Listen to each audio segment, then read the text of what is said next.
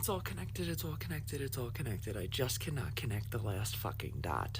Donald Trump, the current TikTok CEO, and Mark Zuckerberg are all in cahoots. This is gonna sound super official, but what the fuck?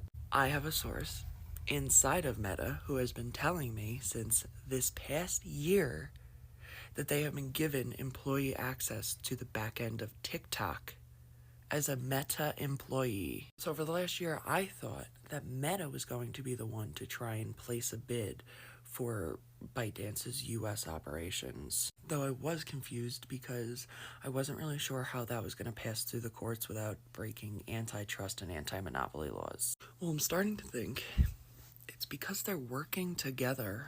Okay, so in 2019, when Trump was up for re-election, Mark Zuckerberg was having closed-door meetings with Donald Trump where he was specifically lobbying Donald Trump to implement a TikTok ban. This was reported on by the Wall Street Journal, who had a source inside at those meetings, and that source directly quoted Mark Zuckerberg as saying to Donald Trump that he needed to focus on TikTok because TikTok is a bigger threat than reining Facebook in could ever be. Essentially saying that reining in Facebook should not even be remotely a priority on the American government when an app like TikTok exists. So the TikTok ban and the ideas that started to get floated around were in part started by Mark Zuckerberg himself in closed-door meetings with Donald Trump pre the 2020 election. So let's be clear, the TikTok ban was first introduced to us as Americans back in 2020. Not officially, it was just the first time it was being spoken about. So during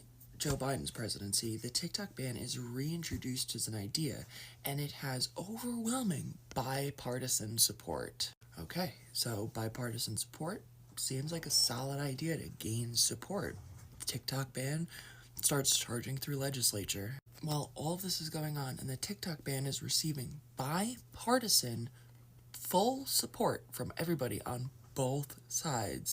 The beginning of last year in 2024 is when I found out that Meta employees were gaining backdoor access to TikTok. So while you have the TikTok ban being decided on and floated around in Washington, D.C., on the other side, you have the person who started the idea of the TikTok ban clearly working behind closed doors with the app he supposedly wanted to ban. While all that's going on, Democrats were unanimously on board for the TikTok ban until the tides in the election started turning and they started getting nervous. So what was it about the TikTok ban that made them think that was going to secure Joe Biden the presidential office once again? And why did they all start flipping and coming out against the ban the moment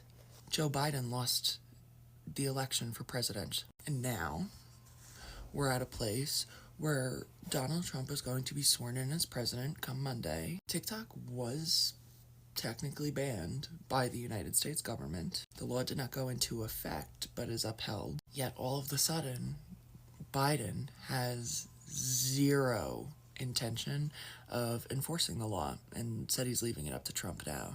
Do you see how much of a strange, convoluted fucking disaster this entire argument has been? And a few hours ago, the CEO of TikTok uploaded a video thanking President-elect Donald Trump and saying how excited he is to be working with him.